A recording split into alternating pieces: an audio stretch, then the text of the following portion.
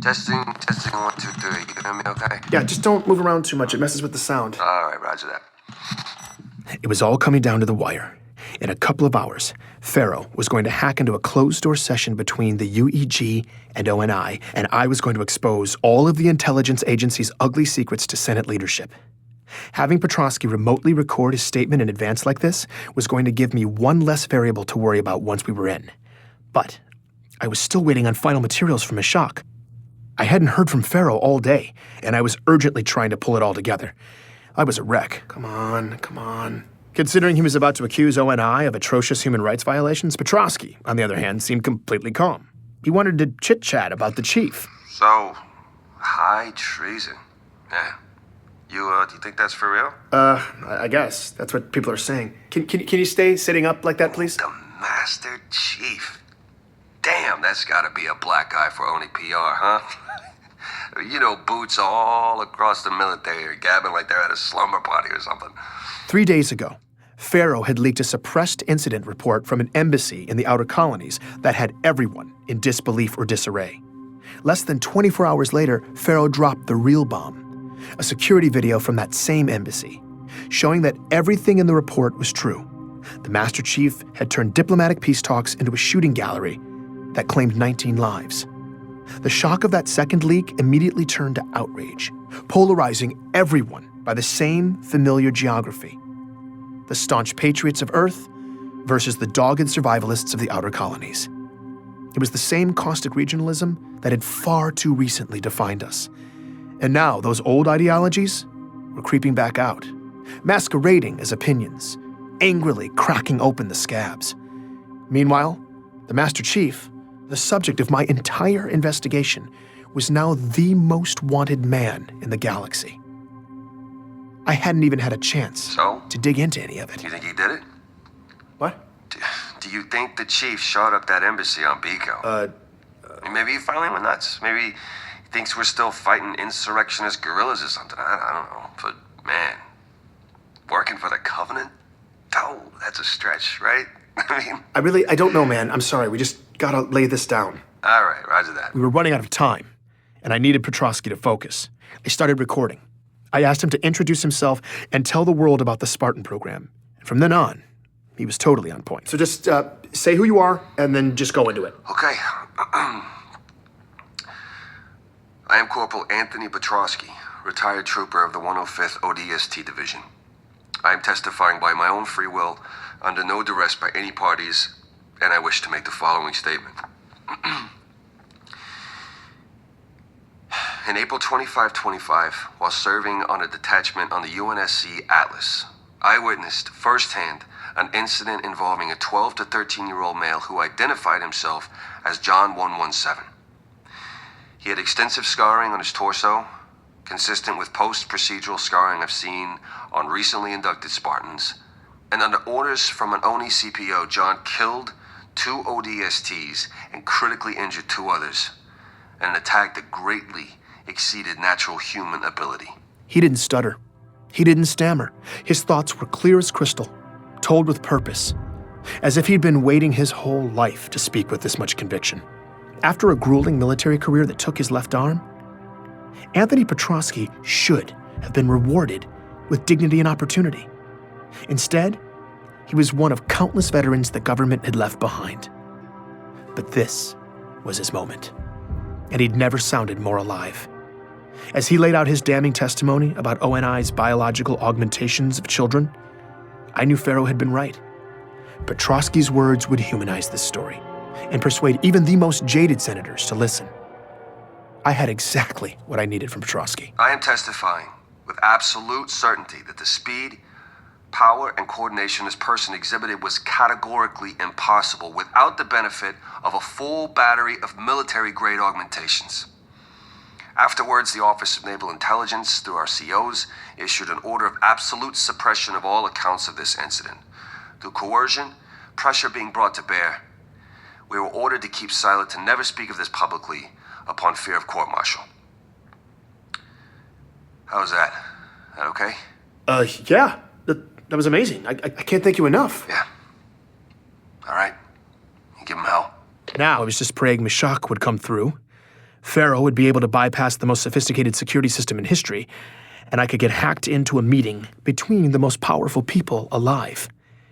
I needed a miracle, and I needed it to happen in the next 90 minutes. I'm Benjamin Dro, and this is Hunt the Truth.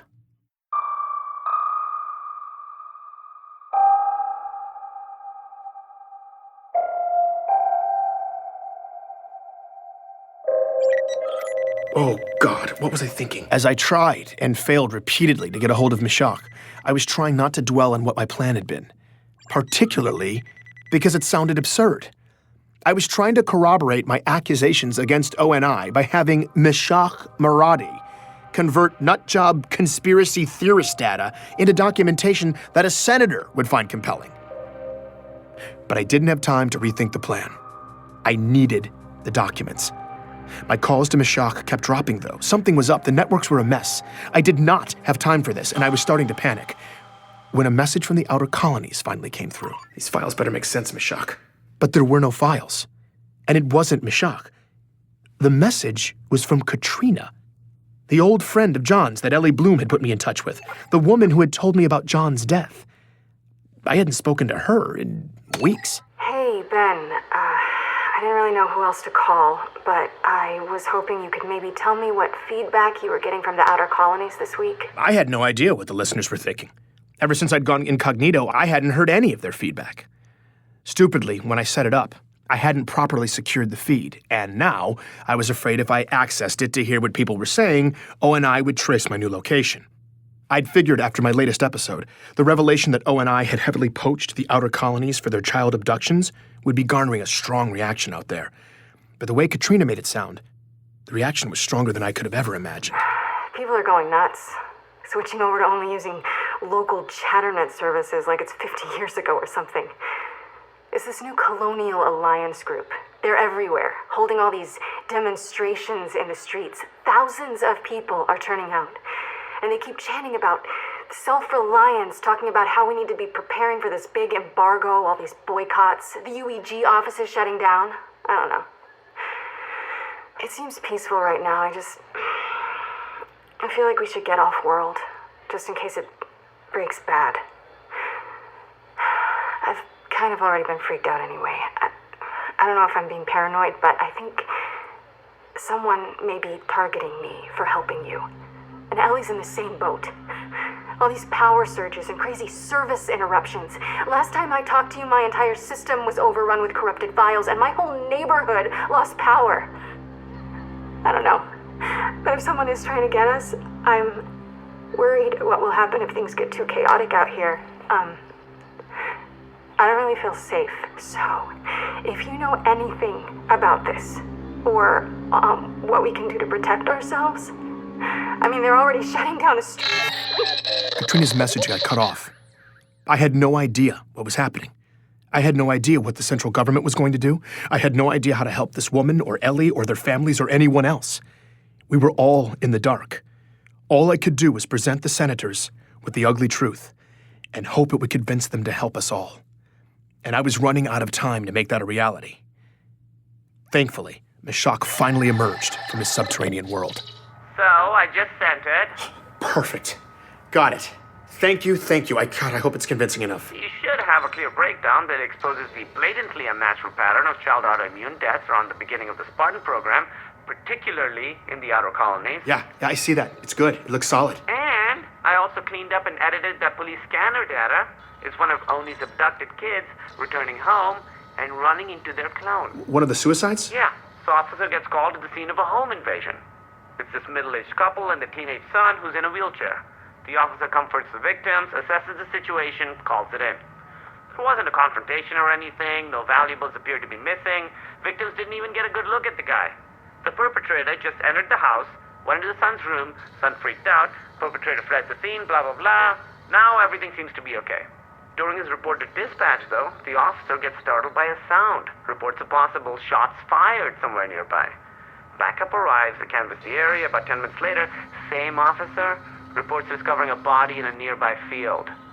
It's a teenage kid, dead from what appears to be a self-inflicted gunshot wound. That's where the officer's report to dispatch took a turn. 7 Charlie 19, what's the rush on? It's the exact same kid. The kid from the home invasion over at Sten. I mean, it's 1056? Looks like his identical twin. I don't even know what to say. 7 Charlie 19, and he is en route. The medical data Meshach had sent along with the audio made the picture even uglier. The son was in a wheelchair because months of medical procedures had left him with permanent nerve damage from when he was 6 years old, under treatment for autoimmune and significant cognitive disorders.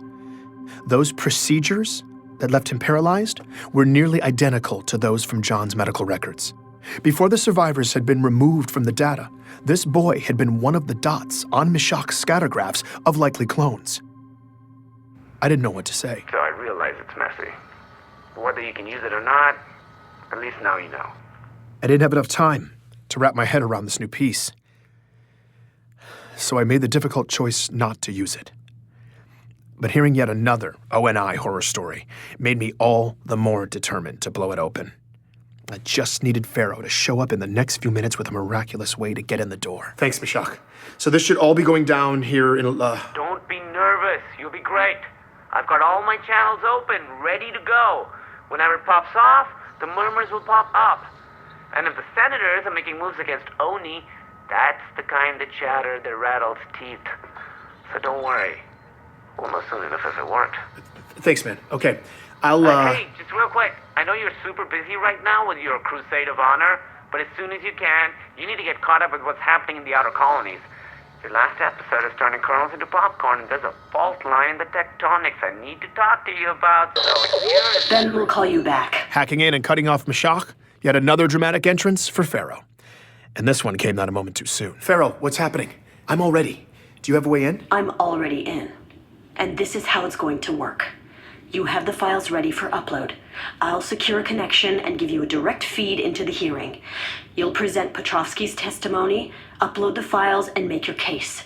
Quickly, because they're going to do everything in their power to shut it down. They might even be able to trace your location. If they run too much interference, I'll have to scale us back to a one-way feed, so we may end up flying blind, but they'll still see and hear everything you say for as long as I can keep that connection open. Are you ready to play for real? I had to be. Yes. Good. I'm patching you in now. Go for the throat, Ben. This was it. Every shred of journalistic integrity I had left was about to go out the window. I had a strongly biased opinion, and I was about to deliver it to some of the most important policymakers in government. This wasn't just an expose of ONI's deeds. It was an indictment that constituted a call to arms.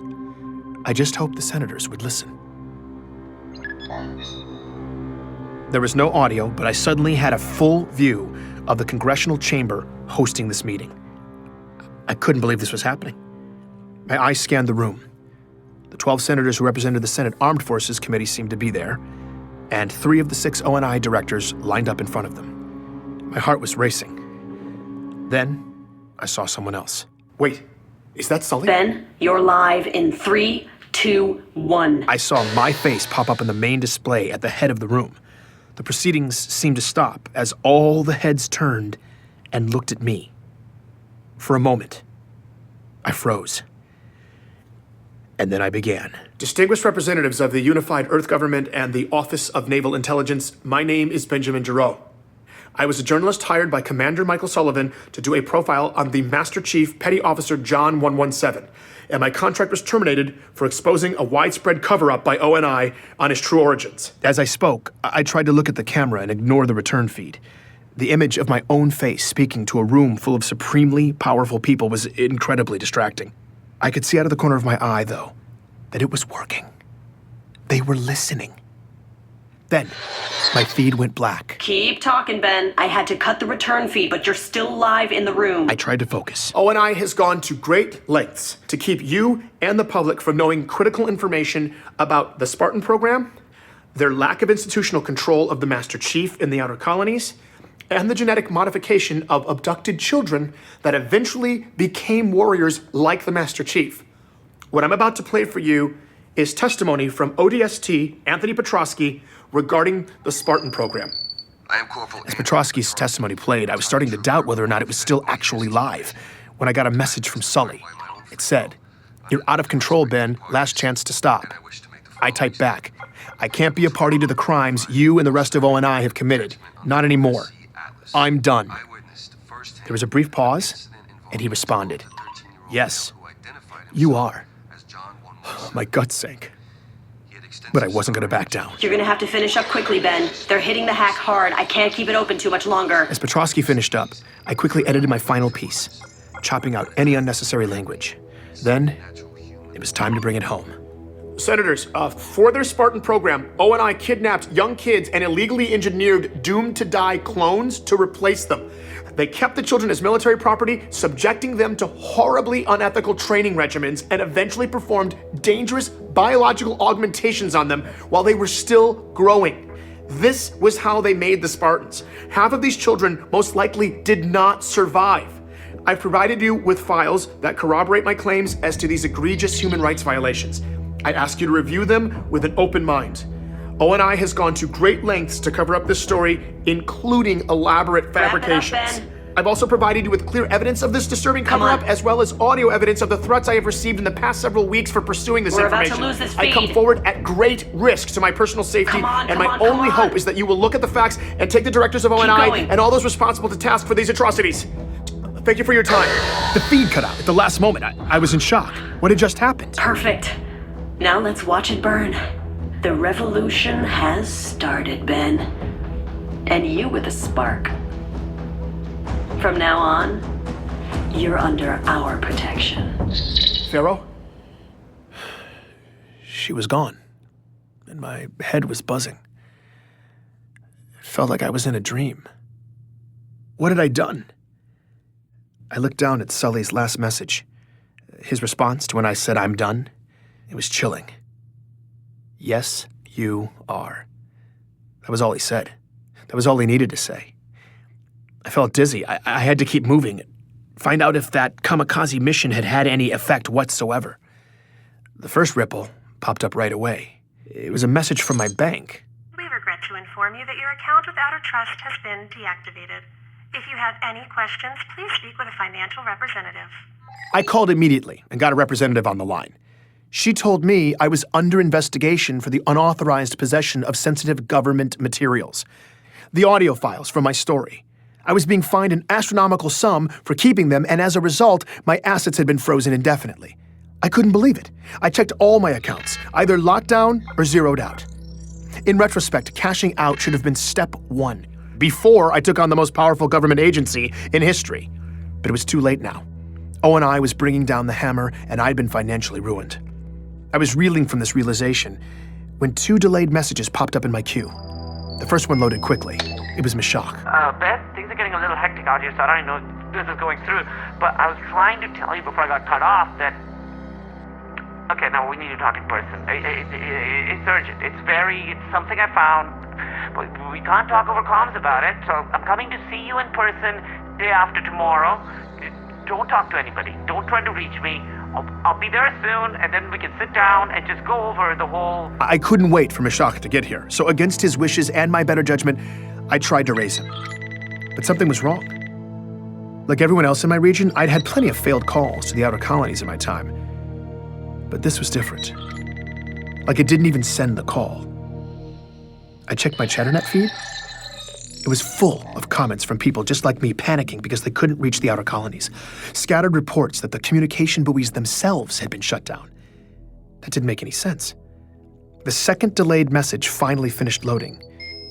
It was from Katrina. Ben, I can't even point it down. It's totally gone. We're completely my parents, Ellie, no one from the whole system is internet. And there's a full core. Please, if you can tell someone what's happening or get somebody to need help and we food And then silence. That was it. I couldn't get through again. No one from the inner colonies could. The outer colonies had been completely cut off. After years of O&I quietly committing atrocities from their high perch, it felt like their phantoms were finally in motion, shifting the landscape with unknown objectives. Somewhere out in the shadows, they'd created. I listened to Meshach's message again. Things are getting a little hectic out I needed him to help me sort this out. The idea of sitting here, waiting in that darkness for him, scared the life out of me. I had to be patient. I just had to get through the next 48 hours. But he would never show up. That message was the last time I heard from Meshach Maradi. Please join me for the next episode of Hunt the Truth.